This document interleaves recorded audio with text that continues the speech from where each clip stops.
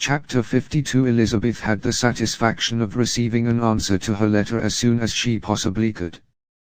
She was no sooner in possession of it than, hurrying into the little copse, where she was least likely to be interrupted, she sat down on one of the benches and prepared to be happy, for the length of the letter convinced her that it did not contain a denial. Greychurch Street, September the 6th. My dear niece, I have just received your letter, and shall devote this whole morning to answering it, as I foresee that a little writing will not comprise what I have to tell you. I must confess myself surprised by your application. I did not expect it from you.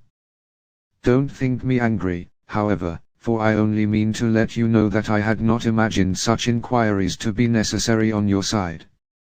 If you do not choose to understand me, forgive my impertinence. Your uncle is as much surprised as I am, and nothing but the belief of your being a party concerned would have allowed him to act as he has done. But if you are really innocent and ignorant, I must be more explicit. On the very day of my coming home from Longbourn, your uncle had a most unexpected visitor. Mr. Darcy called, and was shut up with him several hours. It was all over before I arrived, so my curiosity was not so dreadfully racked as yours seems to have been. He came to tell Mr. Gardiner that he had found out where your sister and Mr. Wickham were, and that he had seen and talked with them both, Wickham repeatedly, Lydia once. From what I can collect, he left Derbyshire only one day after ourselves, and came to town with the resolution of hunting for them. The motive professed was his conviction of its being owing to himself that Wickham's worthlessness had not been so well known as to make it impossible for any young woman of character to love or confide in him. He generously imputed the whole to his mistaken pride, and confessed that he had before thought it beneath him to lay his private actions open to the world. His character was to speak for itself. He called it, therefore, his duty to step forward, and endeavor to remedy an evil which had been brought on by himself. If he had another motive, I am sure it would never disgrace him.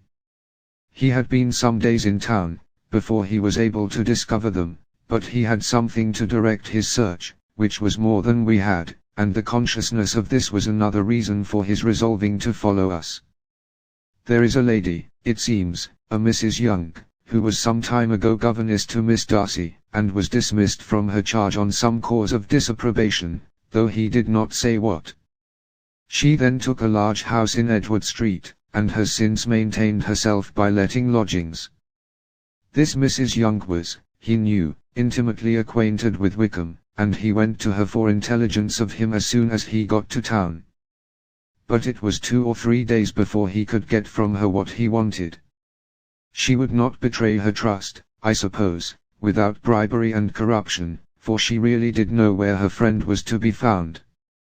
Wickham indeed had gone to her on their first arrival in London, and had she been able to receive them into her house, they would have taken up their abode with her. At length, however, our kind friend procured the wished-for direction. They were in Street. He saw Wickham, and afterwards insisted on seeing Lydia. His first object with her, he acknowledged, had been to persuade her to quit her present disgraceful situation, and return to her friends as soon as they could be prevailed on to receive her, offering his assistance, as far as it would go. But he found Lydia absolutely resolved on remaining where she was. She cared for none of her friends, she wanted no help of his, she would not hear of leaving Wickham. She was sure they should be married some time or other, and it did not much signify when. Since such were her feelings, it only remained, he thought, to secure and expedite a marriage, which, in his very first conversation with Wickham, he easily learned had never been his design. He confessed himself obliged to leave the regiment, on account of some debts of honor, which were very pressing, and scrupled not to lay all the ill consequences of Lydia's flight on her own folly alone. He meant to resign his commission immediately, and as to his future situation, he could conjecture very little about it. He must go somewhere, but he did not know where, and he knew he should have nothing to live on. Mr. Darcy asked him why he had not married your sister at once. Though Mr. Bennet was not imagined to be very rich, he would have been able to do something for him, and his situation must have been benefited by marriage. But he found, in reply to this question, that Wickham still cherished the hope of more effectually making his fortune by marriage in some other country. Under such circumstances, however, he was not likely to be proof against the temptation of immediate relief. They met several times, for there was much to be discussed. Wickham of course wanted more than he could get, but at length was reduced to be reasonable. Everything being settled between them, Mr. Darcy's next step was to make your uncle acquainted with it, and he first called in Greychurch Street the evening before I came home. But Mr. Gardiner could not be seen, and Mr. Darcy found, on further inquiry, that your father was still with him, but would quit town the next morning. He did not judge your father to be a person whom he could so properly consult as your uncle, and therefore readily postponed seeing him till after the departure of the former. He did not leave his name, and till the next day it was only known that a gentleman had called on business. On Saturday he came again. Your father was gone, your uncle at home, and, as I said before, they had a great deal of talk together. They met again on Sunday, and then I saw him too. It was not all settled before Monday. As soon as it was, the express was sent off to Longbourn. But our visitor was very obstinate. I fancy, Lizzie, that obstinacy is the real defect of his character, after all. He has been accused of many faults at different times, but this is the true one. Nothing was to be done that he did not do himself, though I am sure, and I do not speak it to be thanked, therefore say nothing about it, your uncle would most readily have settled the whole. They battled it together for a long time, which was more than either the gentleman or lady concerned in it deserved. But at last your uncle was forced to yield, and instead of being allowed to be of use to his niece, was forced to put up with only having the probable credit of it, which went sorely against the grain, and I really believe your letter this morning gave him great pleasure, because it required an explanation that would rob him of his borrowed feathers, and give the praise where it was due. But, Lizzie, this must go no farther than yourself, or Jane at most. You know pretty well, I suppose, what has been done for the young people. His debts are to be paid, amounting, I believe, to considerably more than £1,000, another 1,000 in addition to her own settled upon her, and his commission purchased. The reason why all this was to be done by him alone, was such as I have given above. It was owing to him, to his reserve and want of proper consideration, that Wickham's character had been so misunderstood, and consequently that he had been received and noticed as he was. Perhaps there was some truth in this, though I doubt whether his reserve, or anybody's reserve, can be answerable for the event. But in spite of all this fine talking, my dear Lizzie, you may rest perfectly assured that your uncle would never have yielded, if we had not given him credit for another interest in the affair. When all this was resolved on, he returned again to his friends, who were still staying at Pemberley, but it was agreed that he should be in London once more when the wedding took place, and all money matters were then to receive the last finish. I believe I have now told you everything. It is a relation which you tell me is to give you great surprise. I hope at least it will not afford you any displeasure. Lydia came to us, and Wickham had constant admission to the house.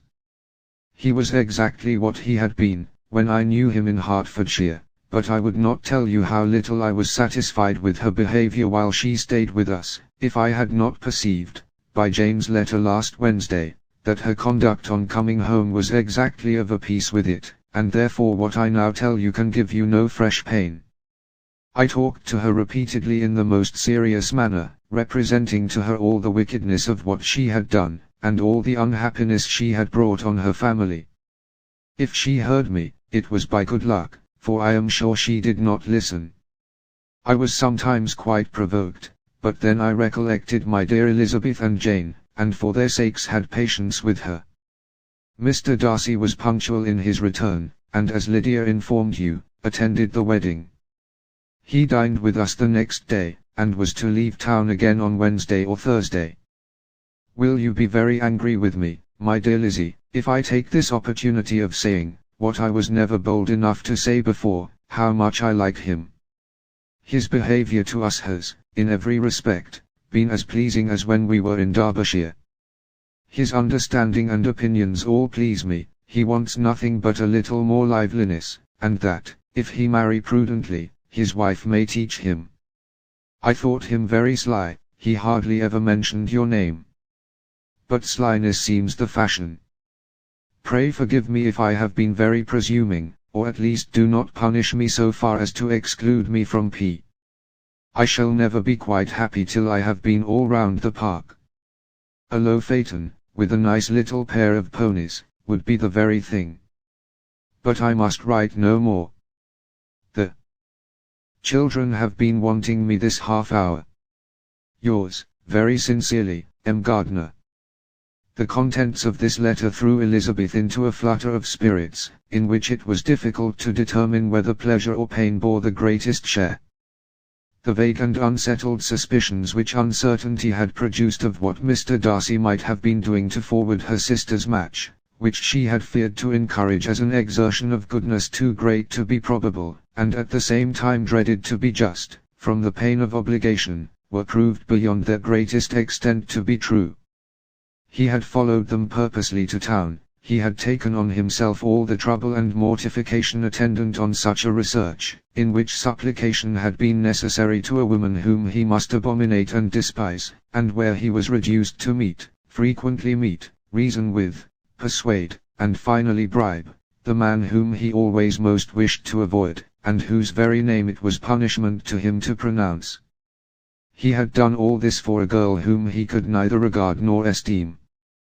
Her heart did whisper that he had done it for her. But it was a hope shortly checked by other considerations, and she soon felt that even her vanity was insufficient, when required to depend on his affection for her, for a woman who had already refused him, as able to overcome a sentiment so natural as abhorrence against relationship with Wickham. Brother-in-law of Wickham.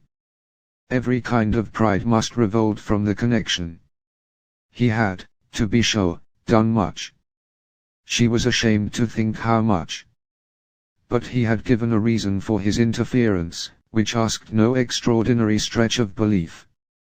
It was reasonable that he should feel he had been wrong. He had liberality, and he had the means of exercising it, and though she would not place herself as his principal inducement, she could, perhaps, believe that remaining partiality for her might assist his endeavours in a cause where her peace of mind must be materially concerned. It was painful, exceedingly painful, to know that they were under obligations to a person who could never receive a return. They owed the restoration of Lydia, her character, everything, to him. Oh! How heartily did she grieve over every ungracious sensation she had ever encouraged, every saucy speech she had ever directed towards him. For herself she was humbled, but she was proud of him. Proud that in a cause of compassion and honor, he had been able to get the better of himself. She read over her aunt's commendation of him again and again. It was hardly enough, but it pleased her. She was even sensible of some pleasure, though mixed with regret, on finding how steadfastly both she and her uncle had been persuaded that affection and confidence subsisted between Mr. Darcy and herself. She was roused from her seat, and her reflections, by someone's approach, and before she could strike into another path, she was overtaken by Wickham. "I am afraid I interrupt your solitary ramble, my dear sister," said he, as he joined her. "You certainly do," she replied with a smile, "but it does not follow that the interruption must be unwelcome. I should be sorry indeed, if it were. We were always good friends, and now we are better." "True. Are the others coming out?" "I do not know. Mrs. Bennet and Lydia are going in the carriage to Meryton. And so, my dear sister, I find, from our uncle and aunt, that you have actually seen Pemberley." She replied in the affirmative. "I almost envy you the pleasure, and yet I believe it would be too much for me, or else I could take it in my way to Newcastle." "And you saw the old housekeeper, I suppose?" "Poor Reynolds, she was always very fond of me." But of course she did not mention my name to you. Yes, she did. And what did she say? That you were gone into the army, and she was afraid had not turned out well. At such a distance as that, you know, things are strangely misrepresented. Certainly, he replied, biting his lips. Elizabeth hoped she had silenced him, but he soon afterwards said, I was surprised to see Darcy in town last month. We passed each other several times. I wonder what he can be doing there. Perhaps preparing for his marriage with Mr. Bowyer, said Elizabeth. It must be something particular, to take him there at this time of year. Undoubtedly. Did you see him while you were at Lambton? I thought I understood from the gardeners that you had. Yes, he introduced us to his sister. And do you like her? Very much. I have heard, indeed, that she is uncommonly improved within this year or two. When I last saw her, she was not very promising. I am very glad you liked her. I hope she will turn out well. I dare say she will, she has got over the most trying age. Did you go by the village of Kympton? I do not recollect that we did. I mention it, because it is the living which I ought to have had. A most delightful place, excellent parsonage house. It would have suited me in every respect. How should you have liked making sermons? Exceedingly well. I should have considered it as part of my duty, and the exertion would soon have been nothing. One ought not to repine, but, to be sure, it would have been such a thing for me. The quiet, the retirement of such a life would have answered all my ideas of happiness. But it was not to be. Did you ever hear Darcy mention the circumstance, when you were in Kent? I have heard from authority, which I thought as good, that it was left you conditionally only, and at the will of the present patron. You have? Yes, there was something in that. I told you so from the first, you may remember. I did hear, too, that there was a time, when sermon-making was not so palatable to you as it seems to be at present, that you actually declared your resolution of never taking orders, and that the business had been compromised accordingly. You did. And it was not wholly without foundation. You may remember what I told you on that point, when first we talked of it. They were now almost at the door of the house, for she had walked fast to get rid of him, and unwilling, for her sister's sake, to provoke him, she only said in reply, with a good-humoured smile, Come, Mr. Wickham, we are brother and sister, you know. Do not let us quarrel about the past. In future, I hope we shall be always of one mind. She held out her hand, he kissed it with affectionate